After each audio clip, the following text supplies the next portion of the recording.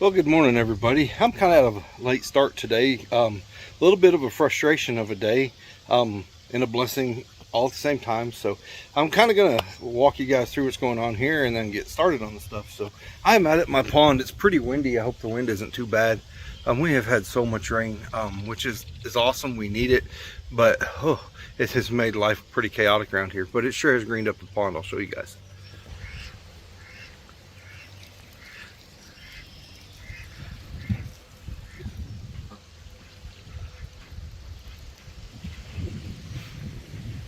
So here in the next week or so, you won't even be able to see into the pond. I have it landscaped all the way around with either reeds, bamboo, elderberry bushes, trees, to where it's completely private in here. You cannot see it anywhere from the road.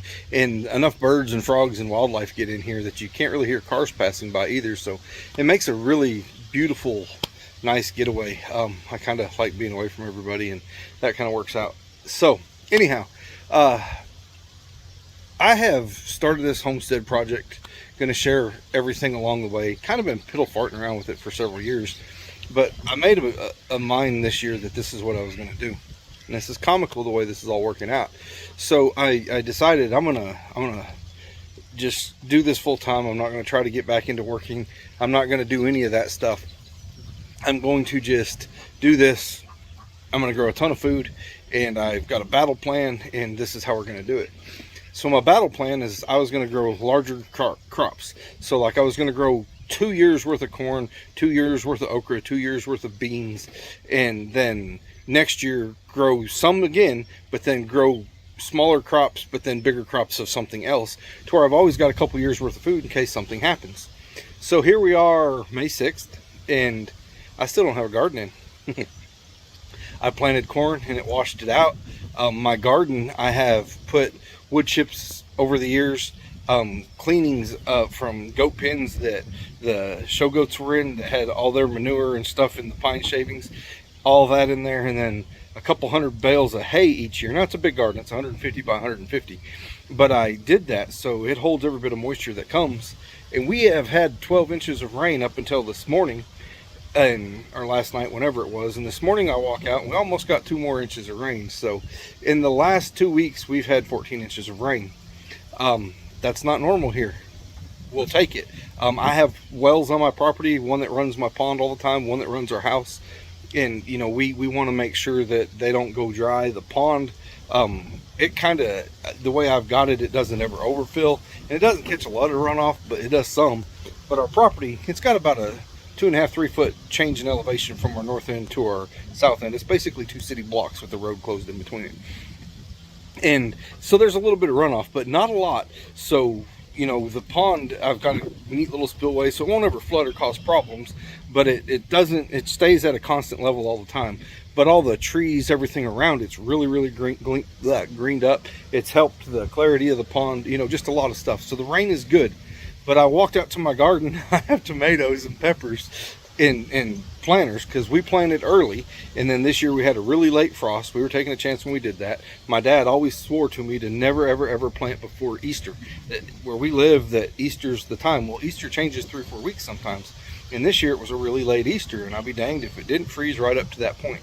So we lost our peppers and tomatoes that we planted ourselves, and then I went and I bought some. So now I have a 4-inch containers of tomatoes and peppers, and they're literally fruiting in the pots because I can't get to the garden. I walked out there this morning. I thought, man, I'm going to try it, and I sank 6 inches. So there's, I don't know, hopefully we dry up enough where we have a garden. All the corn I planted flooded out, and it's a little frustrating because I thought, you know, maybe I need to go back and get a normal job and, you know, do what I can and do this on the side like I was doing before, but I never have gotten it done. When I bought this old house to redo it, which was 8 years ago, I bought every single material there is to finish the house, everything. And I was always working construction on the side to make money, and then I was always, you know, had a full-time job in law enforcement, and I was an administrator, so, you know, my phone rang nonstop. I could never get anything done. So my house still isn't completely done. I have cabinet doors I have to finish. I have, you know, just tidying up everything. I mean, it's livable and it's a pretty decent home, but I've got a lot of projects that aren't done. And with that said, my shop is full of all the stuff that needs to be in the house, so it's a cluttered mess. So it's just, I'm stuck in a rock and a hard spot. Plus, I'm dang near crippled. You know, I can work really hard today and then I rest the next day. And I always heard farmers say that they can feel the weather coming. You know, it hurts their joints. And man, does it ever. It hurts my joints so bad right now with everything that's going on. But I'm thinking it's because I have to work so hard getting prepared to have everything done before the rain comes that I just can't walk the next day. I ain't sure yet. But anyhow, so here I am today. I'm out trying to get stuff done. It's too wet to put up fence. I mean, you can put a T-post in the ground all the way without even, just pushing it. And a couple weeks ago, I couldn't even hammer one in the ground in certain places. So I can't stretch fence. I can't put fence up. I can't get my garden done. And I got projects I need to be doing and stuff. Well, one of my trucks broke down. So I have an old Chevy truck that I've been restoring, and it's kind of like a third emergency vehicle. We live 20 miles from everything, so we drive 20 miles to go do anything, to go to the store, to go to church, to go do anything. We don't have anything out here. So we need a vehicle and a backup vehicle. Well, a couple weeks ago, my wife's vehicle had all kinds of a weird little electric thing, and I ended up replacing all kinds of parts. Finally figured out what it was, which was the cheapest, easiest fix. Whatever. Thank God, Chat GPT. If you guys have never used Chat GPT, it's a great tool for diagnostics of things. It really, really helps a lot. So before you start a project, do that now, and it'll save you a bunch of money. So I can do mechanic work, I can replace parts and do it quite a bit. But my stepfather, the man who pretty much raised me my whole life, I say step for you guys to understand, but there was no step in it. He was dad. He was a mechanic by trade, so he could come diagnose it and tell it what it was and tell me how to fix it, and I was able to do that. Well, I don't have him anymore. He died of cancer a few years ago, and so now I got to figure out the diagnostics part on my own, and I kind of suck at that. So anyhow, I finally got my wife's car up and running, and then we have a Ford pickup, pretty new Ford pickup that we use, but we want to keep miles off of it. And I have a 87 Chevy Square Body that I've been restoring. It was my biological dad's pickup. He died in 2008 of cancer, so it's pretty sentimental. Well, it hadn't wanted to start, kind of weird issues. I thought it wasn't getting fuel, so I go get it to go push it into the shop to where I can work on it, and it starts smoking underneath the dash. So evidently it's not a fuel issue, it's some kind of electronic issue. So today I'm going to be in there chasing parts, and that's what today is about. You know, right when I get to the point of frustration, it's like, screw it, maybe I should go get a job, God throws me yet one more problem. And instead of looking at it as a problem, I'm going to look at it as like, no, I need to be here because I can't get my stuff done anyhow. So how am I going to get it done? And everything I make is going to go to paying other people to do stuff. And I can't stand other people to work on my stuff. I hate when you go get your oil changed and then you come back and you try to do it yourself and the plug's so tight you can't get it out. So I want to do my own projects. So today I'm sitting here at my pond.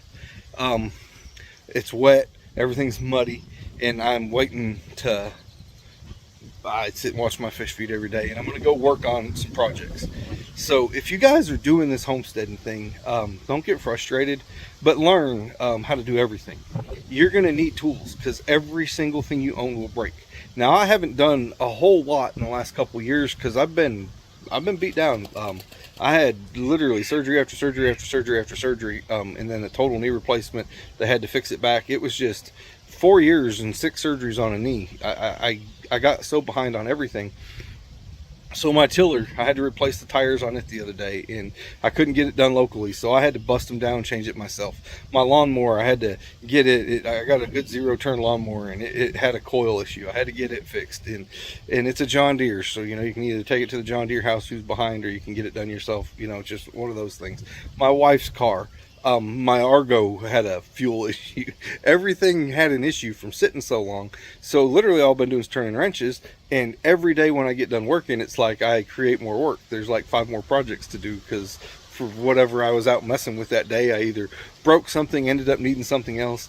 And then I work until it's about dark, and I get done, I'm so dang tired, I just go through all my crap in my shop. You can't walk through my shop right now. So we got a nice windy, cold day. I'm gonna go in my shop. I'm going to work on my old Chevy pickup today. I was going to put a time-lapse video, but I figure you wouldn't want to see a fat guy trying to get up and down from the ground and crawling up underneath the dash, cussing and acting a fool. So when I find the problem, I'll kind of show you guys what it is. But then I'm going to go in there and I'm going to clean my shop today and take advantage of this nice cool weather. The shop's, I took 2 carports and enclosed one enclosed the other one on 3 sides, put concrete floors on both of them, and then I put a metal connex on the north side and cut doors in between, so it's kind of like a U shape, so we can park in the carports, but then I can use the one as a shop. But it just works. It's all out of the weather. It's a really neat deal. I was trying to save money. When I decided I was going to homestead, you know, we were really wise with money. We did a lot of stuff with our money. Like I put solar and complete battery backup for our house. You know, nice solar system. Runs our 3,000 square foot house. Heck, we have 6 deep freezers, electric wells, dryers. The only thing that's not electric in our house is we have propane central heat, and it supplies it all. Like it's really nice. But we spent all that money so that we knew we could afford to live this lifestyle. But it's frustrating to not have pockets full of money that I can just go blow and go and do what I want. I got to do everything myself now. It's enjoyable when it's done, but there's days like today. So anyhow, I'm going to quit pouting on here, and I'm going to get after my projects and try to get some stuff going today, and hopefully I can figure it out. By the end of the day, I'll have 6 more projects to do, and you know, I'll be behind on everything. I mean, gosh, I look like a homeless bum right now. I haven't shaved. I haven't done anything. By the time I get in the house, I can't function. It's just been it's been a fun time, and I got to get it all done. So we're gonna go. I'm gonna get in the shop, and I'm gonna start on my Chevy, and then if I get it fixed or I get frustrated, I'm gonna start putting up tools in my shop. So I'll see you guys here in a minute, and we'll see how that progress goes. So I'm inside my shop. I hate to even show this. This is gonna be an honest channel. I'm gonna show you guys how things are. I should be shot for the way I've done this. It is what it is. When you're sore and you're tired and it's dark and rain's coming in, you just come throw stuff up.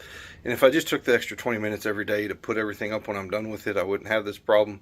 And I say that every single time, and I don't ever seem to get it done. So I've been building bookshelves. I've been building cabinet doors. I have been bottling honey, getting set up to butcher roosters, building the pig pen, building the sheep house, building the sheep lot and gates, building fence all around the property, and all the mechanic work. Here's what the shop turns out.